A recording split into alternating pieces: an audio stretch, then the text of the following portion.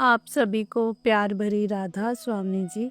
दुनिया में बहुत से लोग सोचते हैं कि अगर हमारे पास पैसा नहीं है, धन नहीं है, तो शायद हम खुश नहीं रह सकते। लेकिन संतों की शिक्षा कुछ और ही कहती है।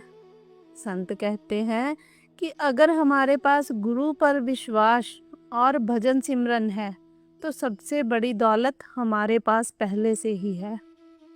आज मैं आपको एक गरीब सत्संगी की कहानी सुनाने जा रही हूँ, जो हमें गुरु की कृपा और सच्चे विश्वास की ताकत समझाती है। एक छोटे से गांव में एक बहुत ही गरीब आदमी रहता था। उसके पास पैसा ज़्यादा नहीं था।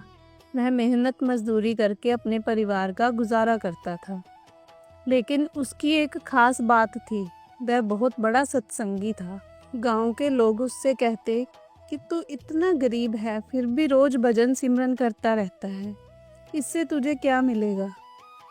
लेकिन वह हमेशा मुस्कुराकर कहता, मुझे जो शांति भजन सिमरन से मिलती है, वह दुनिया की किसी दौलत से नहीं मिलती। बाबा जी कहा करते हैं कि सच्ची संपत्ति नाम और भक्ति है।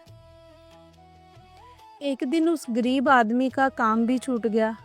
अब उसके पास कमाई का कोई साधन नहीं रहा। घर में राशन भी खत्म होने लगा, पर फिर भी उसने भजन सिमरन नहीं छोड़ा। उसने मन ही मन कहा, हे गुरु, मुझे आप पर पूरा विश्वास है।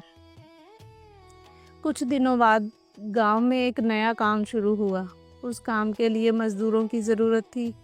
गांव के मुखिया ने उसी गरीब आदमी को बुलाया, क्योंकि वे ईमानदार और मेहनती था। धीरे धीरे उसका काम अच्छा चलने लगा और उसकी आर्थिक स्थिति भी सुधरने लगी।